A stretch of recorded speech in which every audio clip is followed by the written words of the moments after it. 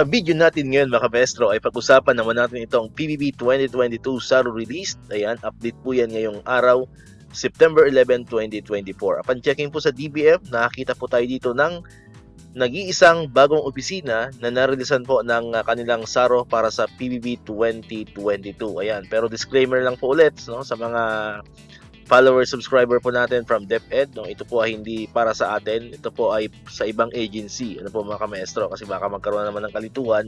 So wala pa po no, until now wala pa rin pong SARO na sumusunod no, na ibinababa no, para sa DepEd. Ayan, so ito po ay from other agency, particularly po sa Department of Labor and Employment or sa DOLE, sa kanila pong opisina ng Technical Education and Skills Development Authority or yung TESDA, ano po mga kamaestro. Nakalagay dyan, to cover the funding requirements for the payment of fiscal year 2022 performance-based bonus of 3,794 qualified officials and employees of the Technical Education and Skills Development Authority. Okay, so ito po ay para sa TESDA, ano po mga kamaestro. So congratulations po no, sa mga kasama natin dyan sa TESDA. Ayan. So, muli sa DepEd po, abang-abang muna po tayo. Hanggang ngayon po ay mag-aabang tayo kasi until now ay wala pa rin pong sumusunod na region no, na naririsan po ng PBB 2022 SARO. Yan, hopefully po bukas no, kasi bukas ay hindi pa naman pala Friday. So, tomorrow is Thursday. So, meron pa tayong 2 days.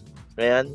Meron pa tayong 2 days na pag-aabang bago matapos tong week na to. And hopefully ay meron na po tayong mababanggit na SARO para sa DepEd. Okay, so dito ko natatapusin itong ating video ngayon mga maestro. Kung bago ka pa lang sa channel natin, click mo na ang subscribe button dyan para ikaw yung unang makakapanood ng mga videos na ina-upload natin. Katulad nito, yung mga update about sa PBB and other bonuses ng mga teachers and government employees. And syempre, click mo na rin ang notification bell button para manonotify ka, updated ka pag may mga bago tayong uploaded na videos. So muli, maraming salamat sa inyong panonood at pakikinig. Once again, El Maestro, see you on my next vlog. Bye-bye!